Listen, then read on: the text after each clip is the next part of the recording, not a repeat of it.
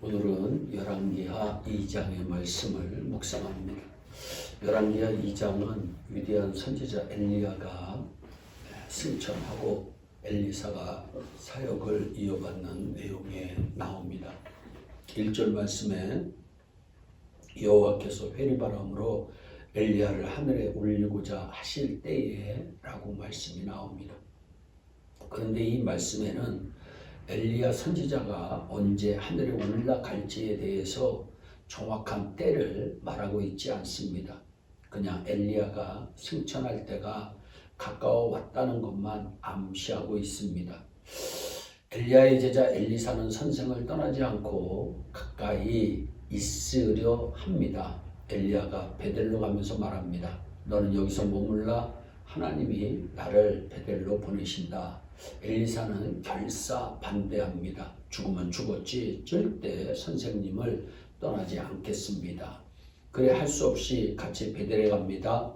갔더니 거기 있는 선지자들의 생도들이 엘리사에게 말합니다. 그 말씀이 3절의 내용인데 나와 이르되 여호와께서 오늘날 당신의 선생을 당신의 머리 위로 취하실 줄을 아나이까?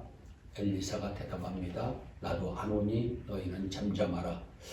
여기서 1절과 다른 것이 있습니다. 두 가지가 다른데 하나는 엘리야가 승천할 때가 더 정확해졌다는 것입니다. 오늘날 투데이 당신의 선생을 당신의 머리 위로 취하실 줄을 아나이까? 묻습니다. 오늘이라는 것을 알아냅니다. 오늘 언제인지는 모르나 분명한 것은 오늘 중 어느 때 하나님이 엘리야를 하늘로 데려가신다는 것입니다. 또 한 가지는 이 사실을 엘리사만 한 것이 아니라 베델에 있는 선지자의 생도들도 알았다는 사실입니다. 엘리야가 하늘로 승천할 것이라고 하는 것은 이미 알려진 사실입니다. 4절에 보면 여리고에 있는 생도들도 이것을 알고 같은 말을 합니다. 7절을 보면 50명의 생도들이 요단강까지 가서 엘리야와 엘리사가 요단강을 건너는 것을 멀리 서서 바라보기까지 합니다. 그런데 엘리사는 왜 그렇게 스승 엘리야를 따라다니는 것일까요? 엘리야가 승천하시기 전 그의 영적인 능력을 전수받고자 했기 때문입니다. 여기서 우리는 엘리사에게 뭘 볼 수 있습니까? 영적인 열정입니다. 여러분, 어떤 사람이 영적인 능력을 체험하고 은혜를 받을 수 있을까요? 영적인 일에 대한 열망이 있는 사람입니다. 성경에 나오는 많은 위대한 하나님의 사람들은 이런 영적 갈급함이 있었던 사람들입니다. 이런 영적인 갈망이 어디에 있습니까? 이 갈망을 채우기 위해 2시간이고 3시간이고 하나님께 무릎 꿇을 준비가 되어 있습니까? 다른 일 다 제쳐두고 이 일에 집중할 준비가 되어 있습니까? 단잠을 뒤로하고 하나님 앞에 나올 준비가 되어 있습니까? 오늘 내가 하나님의 은혜를 받기만 한다면 어떤 값이라도 치르겠다고 하는 각오가 되어 있습니까? 능력은 그저 주어지는 것이 아닙니다. 은사는 그저 주어지지 않습니다. 구원의 은혜는 예수님을 구주로 믿는 우리 모두에게 주어집니다. 그러나 능력은 쉽게 얻지 못합니다. 저는 선지자들의 생도들을 보면서 안타까움을 느낍니다.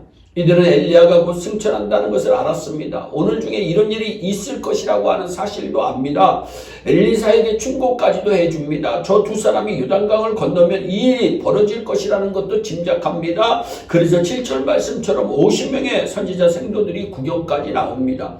참 안타까운 것은 이 사람들은 엄청난 일을 구경만 하려 했지 자신들이 직접 경험하려 하지 않았다고 하는 사실입니다. 적극적으로 능력을 구하지 않았습니다. 구경만 하고 있습니다. 요즘 그리스도인들의 모습 중에 하나입니다.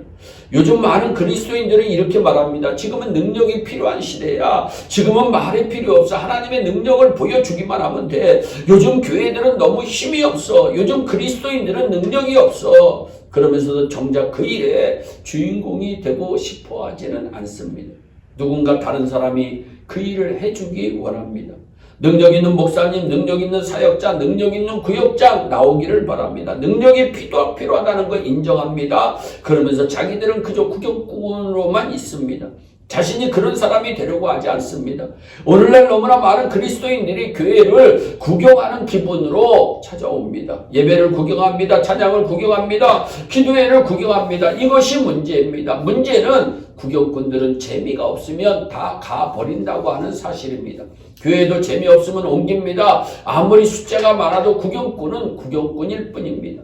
그러나 주인은 재미가 없어도 그 자리를 지켜야 합니다. 내 것이니까 내가 책임져야 하니까 내가 주인공이니까. 사랑하는 여러분, 구경꾼이 아니라 주인공이 되기를 부탁드립니다. 엘리사에게 배울 것이 있습니다. 그의 충성됨입니다. 하나님은 충성된 자를 써서 일하시는 분이십니다. 충성되지 않는 자는 잠깐 쓰임받을 수는 있어도 지속적으로 쓰임받을 수 없습니다. 가서 엘리야를 쫓으며 수종 들었더라. 엘리사는 처음의 헌신을 그대로 지키며 일평생을 살아갑니다. 엘리야가 부르는 순간부터 한 번도 엘리야를 떠나지 않고 쫓아다니며 수종듭니다. 섬겼습니다. 충성된 모습입니다. 충성은 반드시 귀한 열매로 맺어집니다.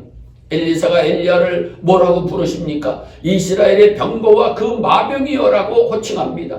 엘리야 한 사람의 능력은 한 나라의 군사력보다도 강합니다. 전차를 모는 전체 군병들을 합친 숫자보다 더 강합니다. 엘리야 한 사람은 한 나라의 국방력이었습니다. 엘리야가 기도하면 나라의 역사가 바뀝니다. 쳐들어오던 나라들이 다 풍지박산납니다. 엘리야가 살아있는 동안 주변 국가들이 함부로 하지 못합니다. 과거 사무엘 시대에도 이런 일이 있었습니다.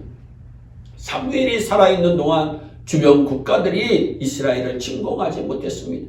영국의 여왕은 나는 스코틀랜드의 존 락스의 기도가 제일 무섭다고 고백한 적이 있습니다.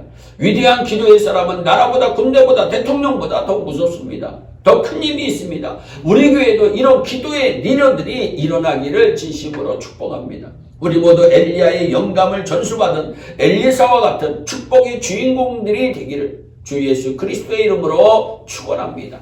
기도하겠습니다. 사랑의 하나님 아버지, 엘리사와 같은 귀한 일꾼들이 예일교회에 많아질 수 있도록 큰 복을 내려 주시옵소서. 오늘 이 설교를 듣는 자들마다 엘리사에게 허락하여 주셨던 그 열심, 그 헌신, 그 충성이 7배나 더 강할 수 있도록 주여 은총의 은총을 베풀어 주시옵소서. 감사하고 예수님의 이름으로 기도하옵나이다. 아멘.